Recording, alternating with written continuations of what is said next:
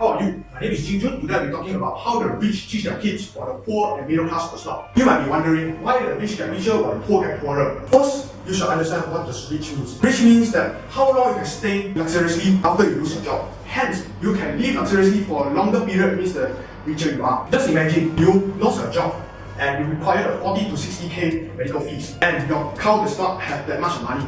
So this is a scenario that everyone don't want to be in. Right now, listen carefully as I will let you know what the rich teach their kids that normal people does not.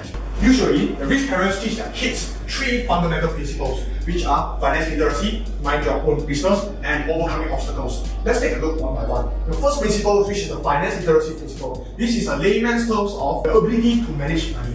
So from these two statistics, it shows that a lot of athletes, especially the players of NBA and NFL, they start to get broke after 5 years of retirement. So to prevent this problem from happening on ourselves, we should understand two simple terms, which is liabilities and assets. Liabilities are the things that can take money away from pockets, and the assets are things that can put money into the pockets. For example, government bonds, fixed deposits with a high interest rate, and also real estates for investment purposes. Well, examples of liabilities include house mortgages, car mortgages, and so on, credit card bills, and also taxes implemented by the government. Moving on to the second principle, which is mind your own business. To summarize up this point, the rich people focus on the asset columns, while the poor and middle class focus on their income statement. So, the rich increase their asset columns by creating their own sub-income. Hence, this can reduce their dependency on their paychecks, so that they can survive longer after they lost their job. Two examples of the sub-incomes, which are the stocks and also renting of real estates to people from all walks of life to get the rental fees. Moving on to the third principle, which is overcoming obstacles. Overcoming obstacles is very important for every person, as even the people that has the highest finance IQ, they will also be pulled back by these two major factors, which are cynicism and arrogance.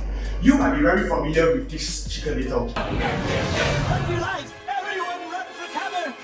We all have chicken littles in ourselves. We must self-doubt that we are not good enough, not rich enough to do any investments. But this is the main reason why most of the people are staying poor, while the rich are getting richer. Moving on to the second obstacle, which is ignorance. According to Robert Kiyosaki, the author of the book Rich Dad and Poor Dad, he said that every time I get ignorant, I lose money because things that I think I don't know are not important. So to summarize up this point, there are four main areas that we should focus on, which is accounting, so that we can manage our money more effectively, understanding the market, which is all about the science of demand, and investments to create more money from the money we have right now, and last but not least is understand the tax in order to get the rights we're supposed to have. In conclusion, this is the three main principles that is taught by the rich to their kids. For more information, you can refer to this book, the Rich Dad Poor Dad book. This is written by Robert Kiyosaki. I hope that my video is useful for you and you have learned a lot. Thank you very much.